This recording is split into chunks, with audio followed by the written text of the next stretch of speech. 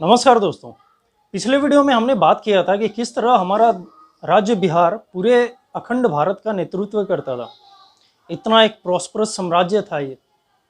लेकिन आखिर ऐसा क्या हुआ कि हमारा राज्य पूरे देश में सबसे ज़्यादा पिछड़ा राज्य बन गया। आखिर ऐसा क्यों है कि हम कभी बाहर जाते हैं तो लोग हमें बिहारी कहकर गाली देते हैं। लोग ऐसा क्यों कहते हैं कि एक बिहारी 100 बीमारी। आखिर ऐसा क्या हुआ कि हमारा राज्य पर कैपिटल इनकम में सबसे पिछड़ा राज्य बन गया। दोस्तों, इन्हीं सब के बारे में बात करेंगे और जानेंगे कि कौन कौन से मूल्य कारण है जिनकी वजह से बिहार इतना पिछड़ा हो गया। तो जुड़े रहिए मेरे चैनल के साथ और इस चैनल को एक बार सब्सक्राइब जरूर कर दीजिए।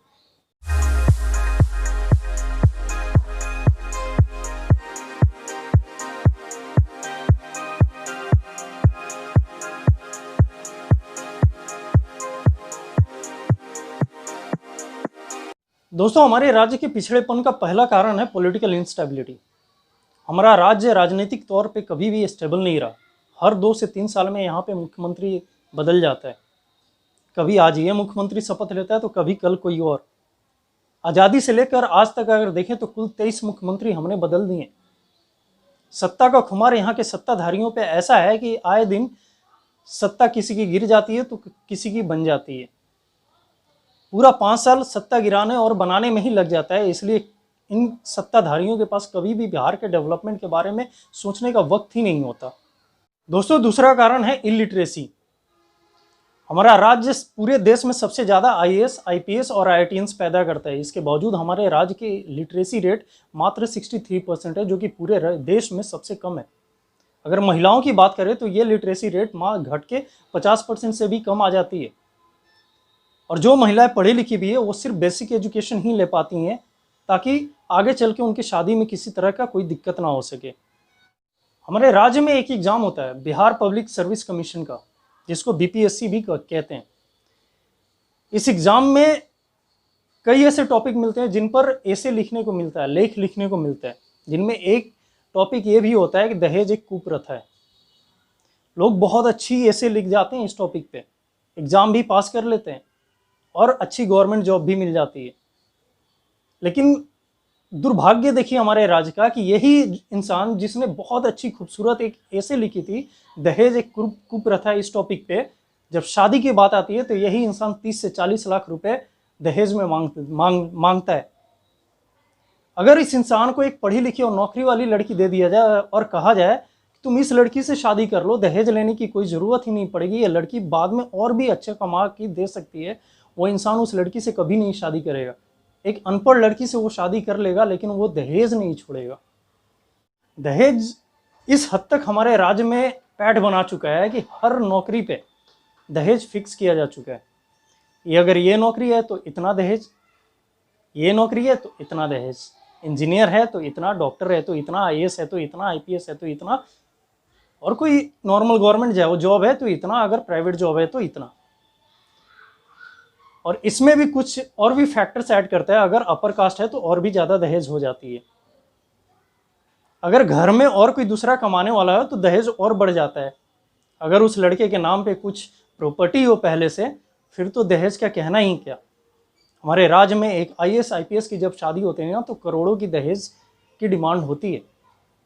अब जरा ये सोचिए कि जिस बाप को अपनी बेटी की शादी में 30 से 40 लाख रुपए दहेज देने हो, वो भला बाप अपनी बेटी को पढ़ाने के लिए और अलग से 10 से 15 लाख रुपए कहाँ से लाएगा। एक बाप को अपनी बेटी की शादी करने के लिए बिहार में ना उसको बहुत कुछ कर्ज लेना पड़ता है, प्रॉपर्टी गिरवी रख देना पड़ता है। एक बेटी का अगर आप बाप है ना तो आपका सर पूरी जिंदगी भर झुका ही रह जाता है। लेकिन विडंबना यहाँ पे एक और चीज़ है कि जब वही बाप अपने छोटे बेटे की शादी करता है ना तो उसका सिर फिर से खड़ा हो जाता है और तब वो ये कहता है कि जितना दहेज दिए हैं ना उससे ज़्यादा इस बार लेके दिखाएंगे, हम भी बदला लेंगे। मतलब उसको इस चीज़ से कोई फिक्र नहीं है कि वो जिस दर्द से गुजरा है कम से कम वो दर्द किसी और को ना दे। दोस्तों, इस लिस्ट में तीसरा पॉइंट आता है करप्शन का। करप्शन हमारे राज्य में ना हर जगह पैठ बना चुका है। ऊपर मंत्री से लेके अधिकारी, अधिकारी से लेके नीचे जनता तक, सब के सब करप्शन में डूबे पड़े हैं। 1 लाख कमाने वाला हमारे राज्य में जो अधिकारी है ना वो भी एक गरीब को सिर्फ 100 रुपए के लिए रुला के रख देता है। इस कुर्सी से उस कुर्सी, उस कुर्सी से उस कुर्सी, आज आओ कल आओ परसों आओ, इसी चक्कर में उसे दौड़ाते रहता है। इस चक्कर में उस गरीब के 100 की जगह 500 रुपये खर्च हो जाते, फिर भी उस अधिकारी को दया नहीं आता और बिना 100 रुपये लिए उस गरीब का काम नहीं होता है।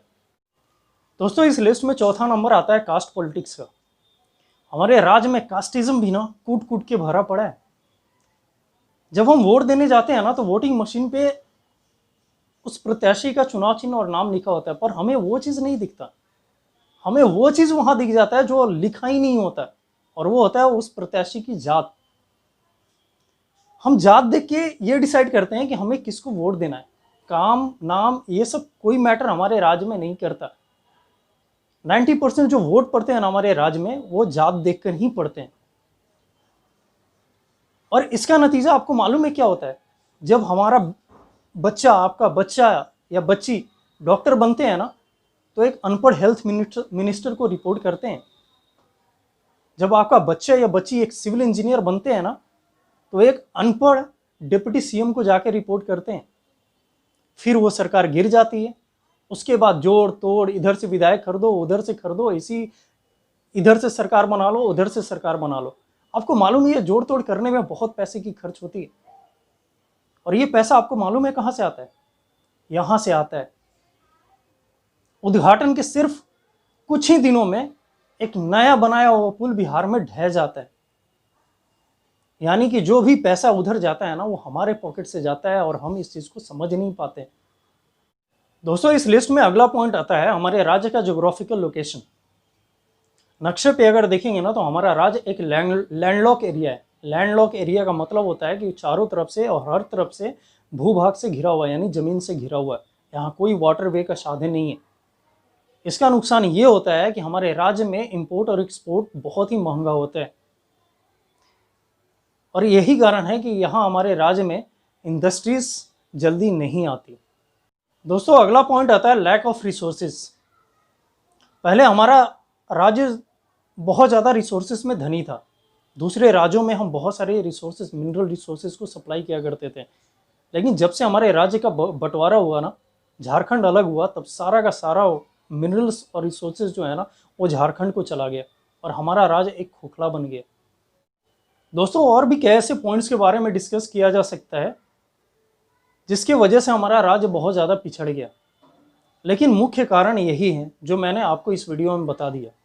उम्मीद करता हूँ कि ये वीडियो आपको बहुत अच्छी लगी होगी। अगर अच्छी लगी तो एक बार लाइक बटन जरूर दबा दीजिएगा, और अगर कुछ वीडियो में कमी रह गई तो उसे मेरे कमेंट बॉक्स में डाल दीजिए।